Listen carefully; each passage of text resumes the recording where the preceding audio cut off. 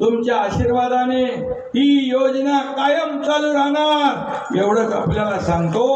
पण जे लोक आपली दिशाभूल करतायत, महाराज फक्त दिशाभूल करून हे थांबले नाही, हे कोर्टात गेले, कोर्टामध्ये गेले, बोले ही योजना बंद करा। माझा न्यायालयावर विश्वास होता, न्यायालयाने त्यांचं अपील फेटाळलं, त्याने एक जोरदार चपराक दिली आणि माझ्या बहिणींच्या बाजूने निकाल दिला आणि त्यांचे तोंड पडले। आपण आनंदाचा शिदा देतो, दिवाळी दसरा गणपतीला काय मिळतं त्याच्यामधून? रवा, साखर, मैदा, डाळ, तेल एवढं आपण देतो, काही जास्ती काय उपकार करत नाही। पण त्याच्यावर पण कोर्टामध्ये जाण्याचं पाप या लोकांनी केलं, म्हणजे गरिबाच्या तोंडचा घास पळवण्याचं पाप कोण करतंय? मग माझ्या बहिणींना माझं सांगणं आहे, तुमचे भाऊ तुमच्या सोबत आहे, मी आहे, माझ्यावर आणखी 2 उपमुख्यमंत्री भाऊ आहेत, इथं बसलेले सगळे भाऊ आहेत, तुमची काळजी हे भाऊ घेणार, तुम्हाला जी मदत करायची आहे ती सगळी करणार, महिला सक्षमीकरणासाठी जे निर्णय घ्यायचे ते घेणार। आणि तुम्हाला मी एवढंच सांगतो, फक्त खोडा घालायचं काम ज्यांनी केलंय, ही योजना बंद पडायचं काम ज्यांनी केलंय, त्या सावत्र भावांपासून सावध राहा।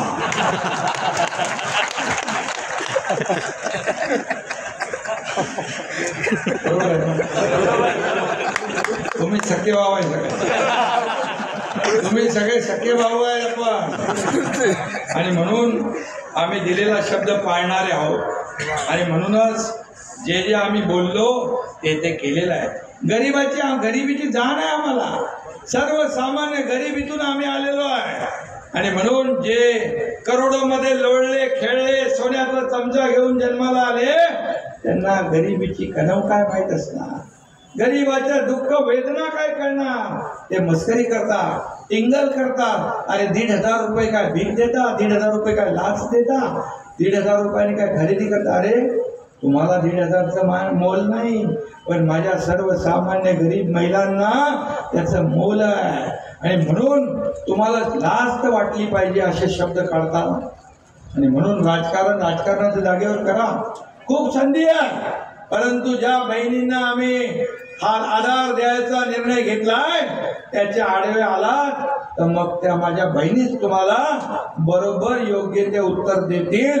आणि माझ्या बहिणींच्या पाठीशी संत रामगिरी महाराज पण आहे,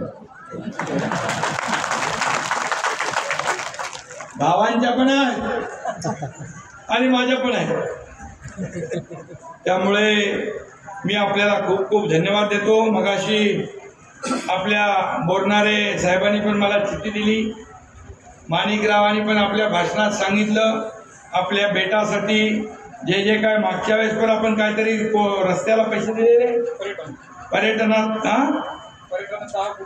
10 कोटी आणि 7 कोटी, आणखी किती पाहिजे?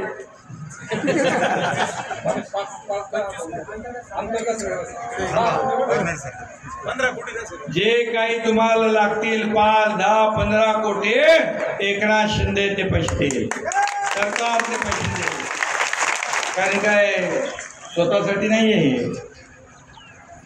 काय फक्त रामगिरी महाराजांसाठी नाही, येणाऱ्या सगळ्या तमाम भक्त वारकरी संप्रदायाला सोयी सुविधा मिळण्यासाठी आहे।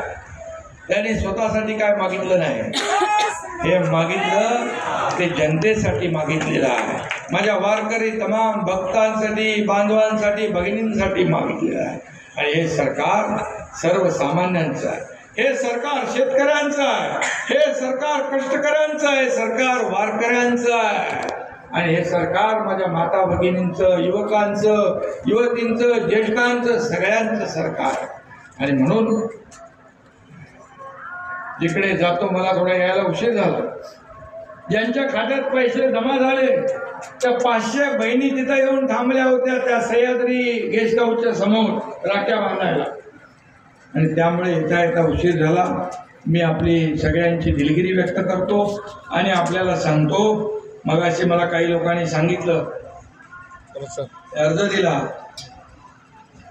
संत परंपरा ही मोठी आहे. संतांच्या